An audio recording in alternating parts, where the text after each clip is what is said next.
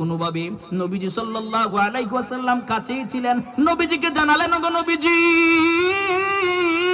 আপনার সাহাবী কাতাদা বিন নুমান রাদিয়াল্লাহু মুশরিকদের দ্বারা চরম ভাবে আঘাত প্রাপ্ত হয়েছেন। ওগো নবীজি, তার চোখটা বের হয়ে গেছে।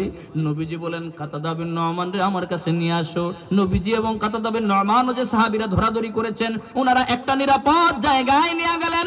মুহাম্মদুর রাসূলুল্লাহ বলেন, কাতাদা, তোমার চোখটা আমার কাছে দাও। মায়ার নবী রাহমাতুল লিল আলামিন নিজের হাতের মধ্যে চোখটা নিলেন।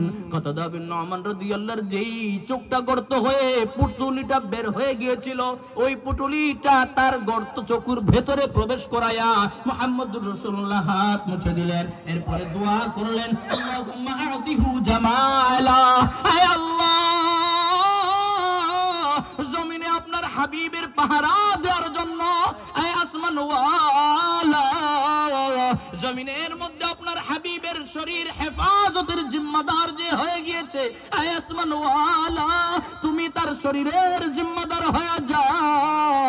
এভাবে আল্লাহর নবী নিজে দোয়া করলেন। হাতটা কাতাদা বিন নুমান রাদিয়াল্লাহু চোখের মধ্যে স্পর্শ করায়া দিলেন, দোয়াও কইরা দিলেন। কাতাদা বিন নুমান রাদিয়াল্লাহু আনহু বলেন, আল্লাহর কসম, মায়ার নবীর হাত স্পর্শের পর থেকে তীর লাগার কারণে যে অসহ্য ব্যথা যন্ত্রণা আমার চোখের আশপাশে ছিল, পুরো শরীরে ছিল, নবীর হাতের স্পর্শের পরে আমার ব্যথা একেবারে এর জন্য দূর হয়ে গেছে। কাতাদা বিন নুমান রাদিয়াল্লাহু আনহু বলেন, আমি এই চোখে আঘাতপ্রাপ্ত হওয়ার আগে আমার এই চোখ দ্বারা যেমন দেখতাম, আঘাতপ্রাপ্ত হওয়ার পরে আল্লাহর নবী যখন অপারেশন করে দিলেন, এই চোখে আমি আগের থেকে আরো ভালো দেখিতে পাই। করাইছেন কি? বলেন না, করাইছেন কি? নবীর জিম্মাদার, নবীর হেফাজত, শরীর হেফাজতের জিম্মাদার সাহাবায়ে কেরাম নবীর জামানায় হয়েছেন। এই জামানায় এসেছে কুখ্যাত কাদিয়ানী। আমাদের নবীর খাতমে নবুয়তের জিম্মাদারি পালন করা লাগবে।